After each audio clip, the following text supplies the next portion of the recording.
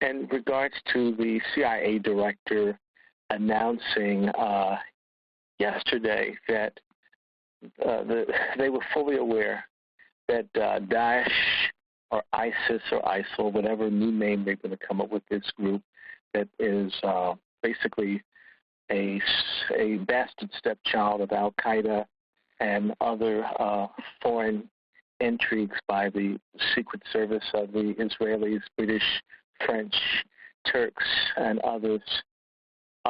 It's, again, not surprising.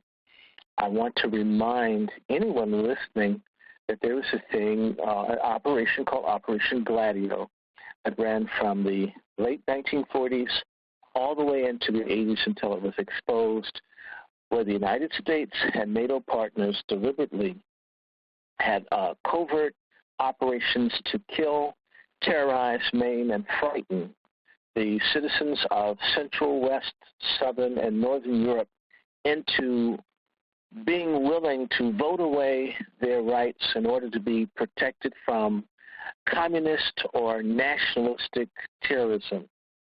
This event in Paris is very reminiscent of attacks made on airports in Italy and in other places.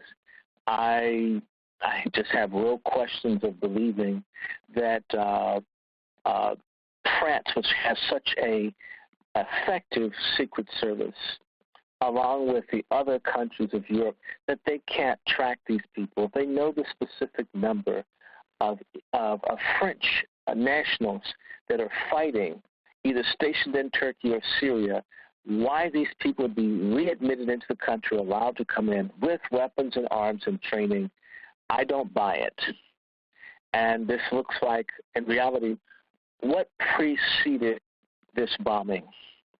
There was an advance in the European Union to label goods either produced or stolen from Palestinians in the occupied territories to let people know so they could boycott Israel. There were moves where Russia was fighting for Iran to be a partner in the discussions of what could be done to bring peace in Syria, as well an ultimatum that Assad did not have to be moved.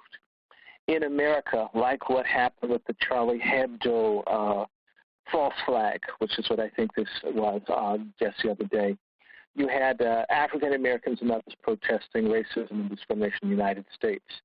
And this bombing, which took the lives of so many innocent French people, although these numbers are far smaller than the numbers of Syrians, Lebanese, Iraqis, Libyans, Bahrainis, Yemenis, Pakistanis, Afghanis, Sudanese, and others who are dying as a result of America, France, Britain, Turkey, the Gulf Cooperation Council's maniacal wars to advance the state of Israel, as well as suppress, repress, and prevent true unity in the Muslim world, true Arab nationalism, true Pan-African unity in terms of having a multipolar political and socioeconomic world. So the CIA will always either look the other way or be actively involved in these events. In fact, if you know something wrong is going to happen and you do nothing, you are complicit. And so, again, Operation Gladio 2.0, it's obvious. I do not believe that these ragtag, new to the battlefield young people who are misguided in this false CIA, Mossad, MI6 version of perverted Islam know anything to do these kinds of coordinated attacks. This looks like a commando operation from professionals. Who knows more about assassination teams and commando squads than the French, British, the Americans, and Israelis? And please don't blame the Russians. It's really ridiculous. So ultimately, yes, I believe they knew in advance.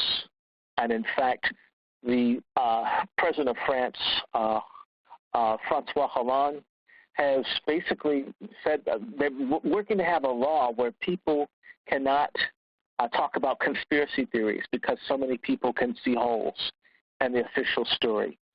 It just doesn't make sense. The only thing real is that innocent people, no matter what color or religion or where they are in the world, bleed real blood when they're victims of criminal hands of state players.